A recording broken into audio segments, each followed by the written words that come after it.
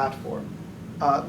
The Reddit software shapes the range of what moderators can do, and it's a source of frustration for many moderators.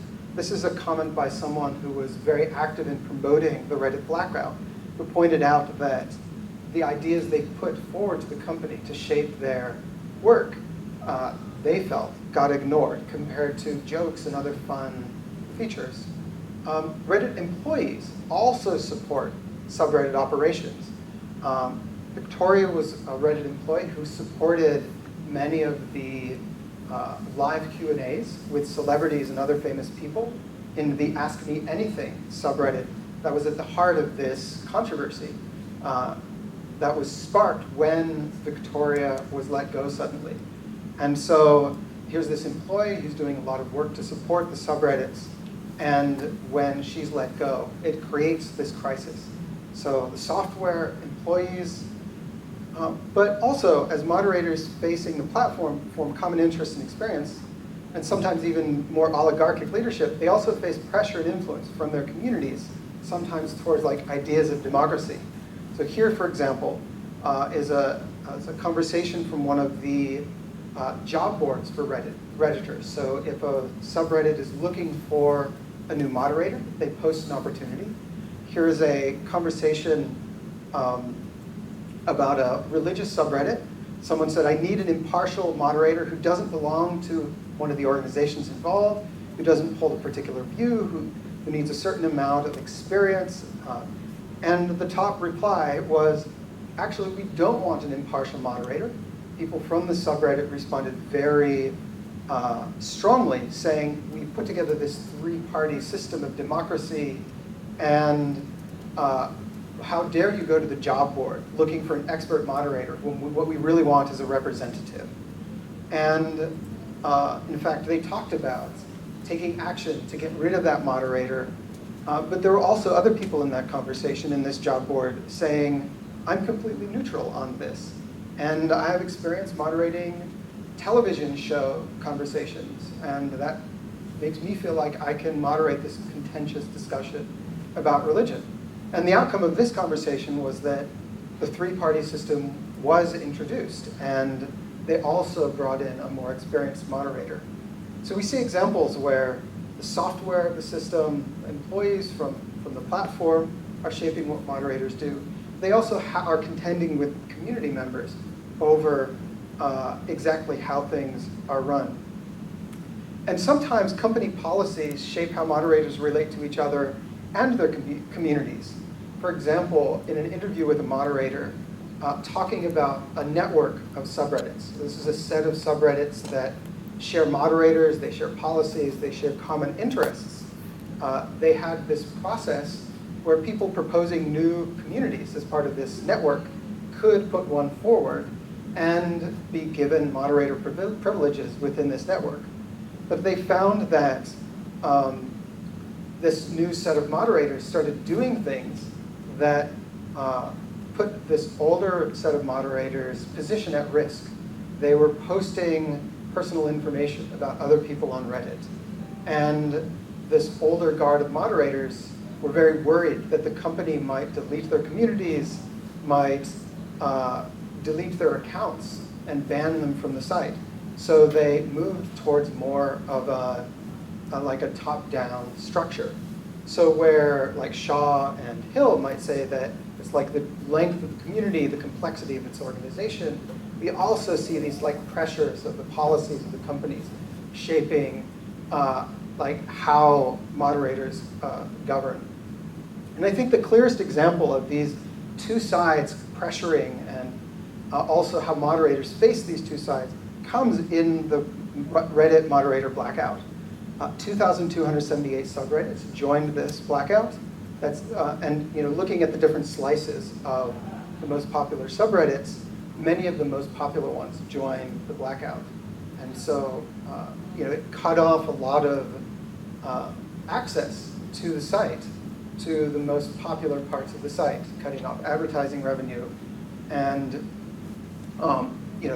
cutting off a large number of subscriptions from the lifeblood of Reddit, the company.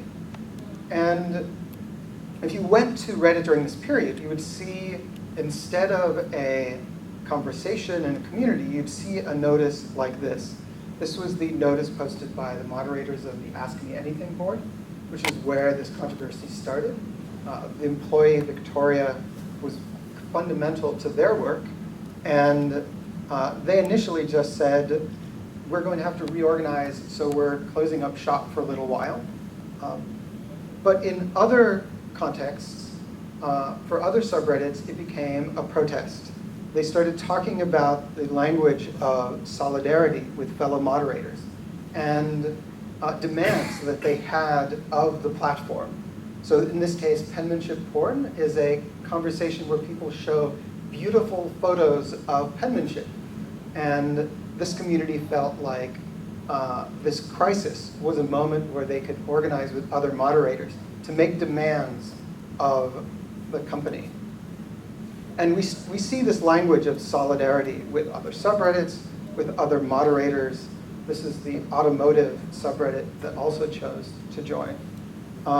And you know, the blackout was also joined by you know, some of the not safe for work subreddits as well, including this one that posts Snapchat messages that are pornographic and shares those. So subreddits that maybe the company has had problems with or struggles to decide how to enforce its policies around are also showing muscle and joining with these other moderators at this time. And so, you know, one way to see this is through like the lens of how Postigo sees these organizational crises. To think about this as like a work consciousness. They're using the language of solidarity, they're organizing together, they're pressuring the company to change how it treats them and change their workplace conditions. But we also see this conversation with and this tension with community. So here, for example, is a subreddit on a more academic context, a topic that shares academic knowledge with an extremely large number of subreddit subscribers, saying, we're not going to participate in this because we don't see ourselves as aligned with Reddit, where we kind of care about getting knowledge out to people, and they explained this in and had a conversation with their subreddit participants about their reasons for not joining. In other cases, we see that subreddit moderators held votes and actually asked their community to decide if their community was going to join this protest. And they posted those votes to the message where they said they were going private. Sometimes subreddit moderators saw themselves as like too small or insignificant to be really aligned with the moderators of these very large subreddits with millions of subscribers. And in this case, this subreddit chose not to join, although they just expressed support for moderators in this story. Here is one case where moderators were in solidarity. They saw themselves as like having common interests with other moderators, but they'd made a promise not to go private again. There had been a scandal previously where the moderators had used this tactic to pressure a third-party company and to defend themselves from their subscribers. And they'd faced lots of pressure from subscribers who didn't want their conversations to be disrupted by what they saw as just like something that moderators cared about. So whether it's votes or promises, we see the ways that moderators are facing pressure from their communities and also trying to justify their actions to them. Here's one example, and it wasn't always a clean, you're in or you're out. Here's an example of a tech support related subreddit, one associated with a major technology product, where the moderators chose to go private, and then they made it semi-public, but then they faced pressure from their subscribers who wanted to continue having these tech support conversations, and ultimately they had to stop participating in the blackout for that reason. And sometimes we see moderators using the language of solidarity with or standing with other moderators alongside trying to position themselves as standing with users, whether or not they held a vote or any other process. And I think Adrian Chen wrote a New York Times article that while I maybe see things differently from his framing of moderators as like a class of like racists who are turning Reddit and online conversation into a cesspool, he describes these like two tensions coming together in a really interesting way. You know, he calls moderators moderatocracy, who neither support a profitable business, like because they're not doing things he sees as important, they're not helping Reddit's business, but they're also not creating harmonious community. And Chen puts these two things together in his critique of Reddit moderators that I think illustrates these tensions and these multiple conversations that moderators are having to conduct. They're not just, in addition to like being in between community and platform, moderators are also having to figure out how to relate to and face each other.